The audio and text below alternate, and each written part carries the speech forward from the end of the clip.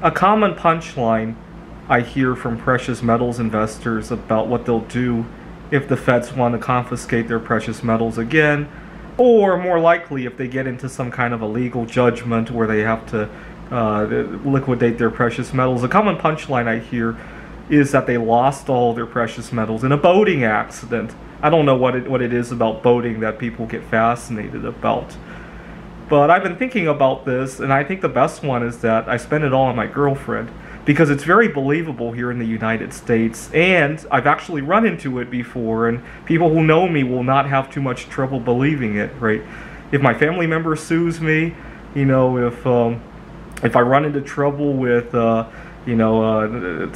kind of work-related malpractice, people know that I'm a sucker for spending my life savings on girls. I've been wiped out a couple of times in my lifetime as a result of stuff like that, right? So it will be believable. And it's very, very hard to check, right? People don't keep very good records about their dating experiences, right? It's not like if you go on a boating trip, you know, people tend to keep a lot of memories of that. They shoot Facebook videos all the time when they go on boating trips, right? Nobody likes to keep stories about dating experiences, especially bad ones, right?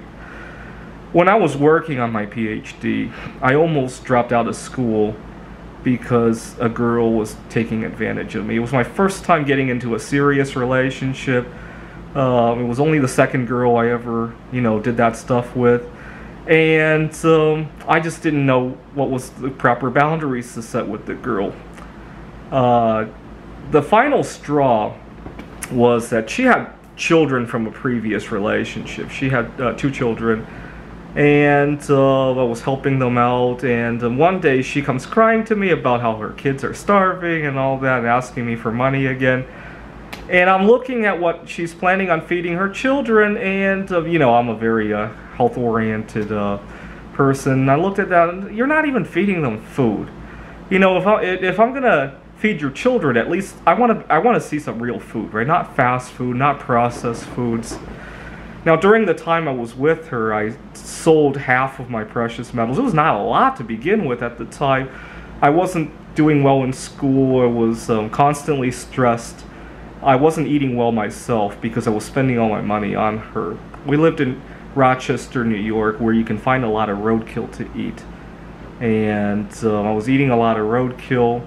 And I actually moved out of my apartment and into the office where I was working on my PhD. They gave me my own private office with no doors or windows, so people couldn't see I was living in there. And wasn't doing too well. One time, given the events of last year, I remembered this memory. One time, a friend of mine had written on his Facebook that a bat had flown into his apartment and asked people how to get the bat out. And I emailed him and said, when you catch it, can I have it? I'm starving, I want something to eat. And he had already let the bat out. I was so disappointed at the time because I wanted to try something new for a change. I was eating a lot of squirrels and deer, and I think I ate a cat one time, a stray cat that was killed on the road. And I just wanted to try something new, but he let the bat out the apartment. In retrospect, had I eaten that bat, maybe I could have moved out of Rochester to work on my PhD remotely for the rest of the time there and not have to deal with all these pressures to hook up with girls. So one time my girlfriend had asked me to help her kids who were starving, and I looked and they didn't even have any she wasn't even planning on feeding them real food, and I got so upset that I just broke up with her out of rage. Now the following Sunday after we broke up, there was going to be a coin show, and I started to regret breaking up with her because I wanted to have a girl to bring to the coin show. And I almost wanted to call her again, but I said, you know what, I've had too many bad experiences with doing that. Every time I call her back, I lose more. I end up having to eat more roadkill and catching whoever knows what virus, right? And I didn't think in that terms at that time, but I knew it wasn't healthy. And I really resisted the urge to call her. I thought, you know what, maybe I shouldn't go to that coin show. I'm kind of behind on my schoolwork anyway. Now I woke up on that Sunday morning. It was really good weather. It was a very sunny day. And without even thinking, I rode my bicycle to the coin show, and I had the best time of my life. And that's when I realized that everything I thought I couldn't do without the girl, I could actually do a whole lot better without the girl. Now, that summer, I had a summer of love, with myself, going out to movies, going out to restaurants. And what really hit me the first couple of times I did that was I would get the check, and it was a check for one. It was half as much as I used to pay when I was dating. And so that was a nice bonus. On top of how happy I already was, that was a nice bonus on top of that. Now, unfortunately, that sentiment didn't last forever. I eventually met another girl. Now, I had to move home to Pittsburgh to take a job. I graduated with my PhD from RIT in Rochester, but I was spending a lot of time on the road going back to Rochester to see my new girlfriend. And she wasn't taking advantage of me financially, but it was a huge amount of stress. And eventually I had a car accident on my way to see her, and then we had to break up because I couldn't go see her anymore. I didn't have a car. And I got so stressed out about driving. I had a big fear of driving for a number of years after that accident. That summer I competed in my first computer Olympiad, summer of 2013. And I was single again. I had a great time in Mount Fuji, and I swore off that I was never going to mess around with another girl. Why would I? If you go back and watch my videos from 2013, I probably shared that sentiment a lot. Why would I ever mess with another girl? It didn't last, though. I came back and I took a job in Seattle, and I got a new girlfriend. And all the dramas associated with it. I never got taken advantage of financially again, but I've had plenty of drama. This one girl in particular, she didn't like it if I did anything without her.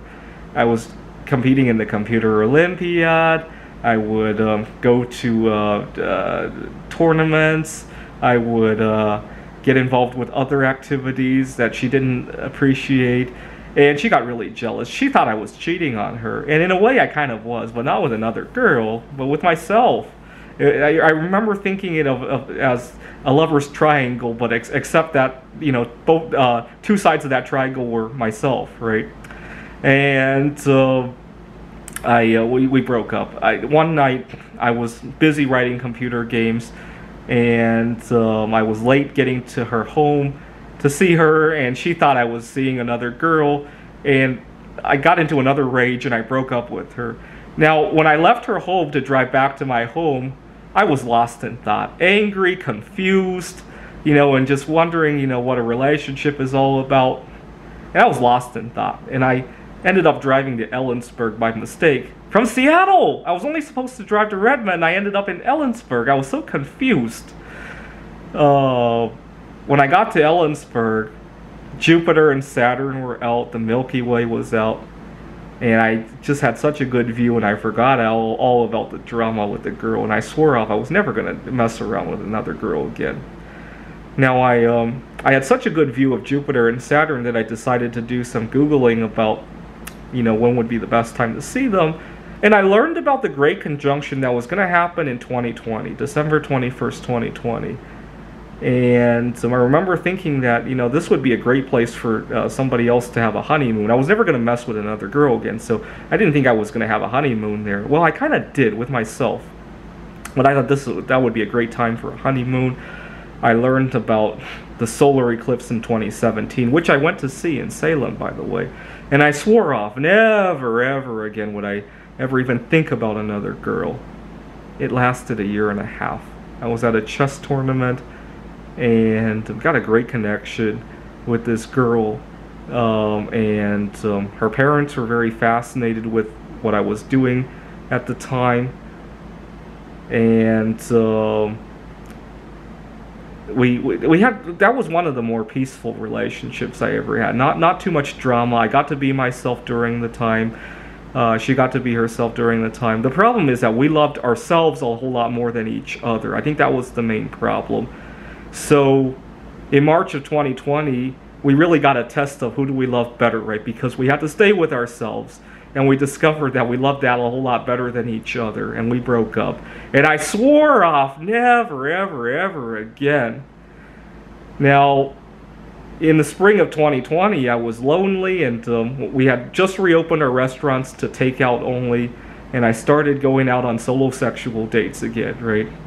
And it was during that time that I meet another girl. and we're still close friends, and well, I want to maintain some social distance with her this time around.